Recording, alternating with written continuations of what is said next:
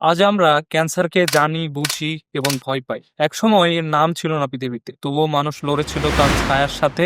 এক যুদ্ধ যা শুরু হয়েছিল হাজার হাজার বছর আগে। খ্রিস্টপূর্ব ১৬০০ সাল মিশরের প্যাপিরাসে একজন চিকিৎসক লিখে গেছেন একটি ফোড়া যা কাটলেও সারে না। এটি হয়তো মানব সভ্যতার ক্যান্সারের প্রথম চিহ্ন। একজন চিকিৎসক শীতল মনে লিখে গেছেন এই রোগের কোনো চিকিৎসা নেই। তবুও তারা অস্ত্রোপচার করত, কাটতো ধারালো পাথরের ব্লেড দিয়ে, পোড়াতো আগুনে। চিকিৎসার নাম ছিল আগুনের শুদ্ধি। তারা মনে করত আগুন যেমন সব পাপকে মুছে ফেলতে পারে, তেমনি এই রোগকেও শোধন করতে পারে। আধুনিক চিকিৎসা বিজ্ঞানীর জনক হিপোক্রেটিস এর নাম দিয়েছিল ক্যারকেনস, অর্থাৎ কাকড়া।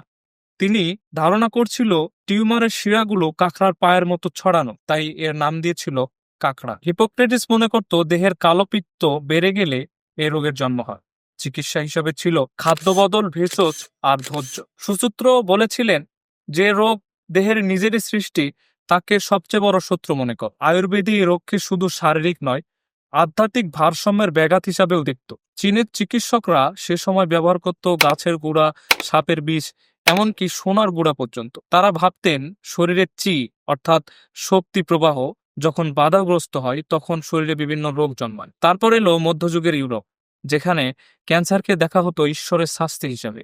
চিকিৎসা হিসাবে ডাক্তার নয়, চিকিৎসা করত পুরোহিতরা। কেউ বলতো এটি শয়তানের অভিশাপ, আবার কেউ বলতো চাঁদের অবস্থান বদলেছে তাই এত দুঃখ। বিজ্ঞান যখন অন্ধকারে, তখন কৌতূহল আস্তে আস্তে সভ্যতার আলো জ্বালাচ্ছে। ১৬০০ সালের পরে মানুষ প্রথমবারের মতো মাইক্রোস্কোপ আবিষ্কার করলো এবং শরীরের কোষ দেখতে পেল, এবং তারা বুঝলো এটি আসলে দেহের কোষেরই বিদ্রোহ। তারপর ধীরে ধীরে শুরু হলো আধুনিক ক্যান্সার গবেষণা, যেটি এখনো চলমান। প্রাচীন কুসংস্কার থেকে আধুনিক বিজ্ঞান, ক্যান্সারের গল্প মানুষের গল্প, মানুষের ভয়কে জ্ঞান দিয়ে জয় করার গল্প।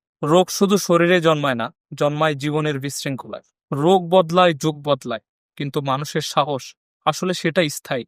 আজ আমরা গবেষণা, ঔষধ এবং চিকিৎসায় অনেক এগিয়ে, তবুও ইতিহাসের প্রতিটি অধ্যায় আমাদের মনে করিয়ে দেয় মানুষের কৌতূহলই পৃথিবীর সবচেয়ে বড় ঔষধ। বিজ্ঞান যখন নীরব থাকে, বিশ্বাস তখন কথা বলে।